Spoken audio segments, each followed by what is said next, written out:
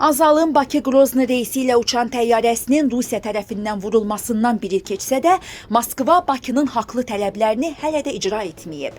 Azərbaycanın Rusiya qarşısında tələbi dəyişməz olaraq qalır. Baş vermiş qəzaya görə üzrxahlıq edilməli, təzminat ödənilməli, günahkarlar cəzalandırılmalıdır. Bu ilin 9 oktyabrına qədər Moskva bu tələblərindən yayınmaq üçün müxtəlif variantlara əl atırdı. Təyyarənin vurulması faktını gizlətməyə çalışdı. Məsuliyyəti yayınmaq üçün Ukraynanı günahlandırdı. Qazaxıstanın apardığı istintaq prosesinə müdaxiləyə cəhd etdi.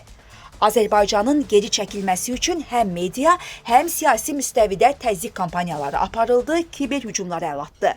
Bakını geri çəkilməməsi və regionda yaranmış şərtlər, xüsusilə Zəngəzur dəhlizi məsələsində Rusiyanın uğursuzluğu Moskvanı təslim olmağa məcbur etdi.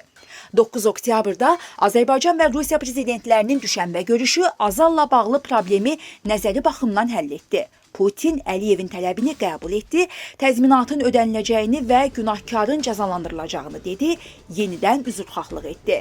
Bu görüşdən 2 ay yarım keçsə də Rusiya qəbul etdiyi tələbləri praktiki müstəvidə icra etmir. Moskvanın istintaqın yekunlaşmasını gözləməsi adekvat deyil. Çünki bütün məlumatlar ortadadır və istintaqın nəticəsini dəyişmək mümkün deyil. Yaxud belə bir cəhd Azərbaycan tərəfindən qəbul olunmayacaq.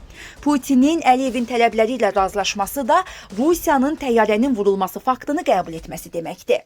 Moskva günahkarların cəzalandırılmasını istintaqın yekununa saxlaya, təzminatı isə indi ödəməklə tələblərin icrasına başlaya bilər.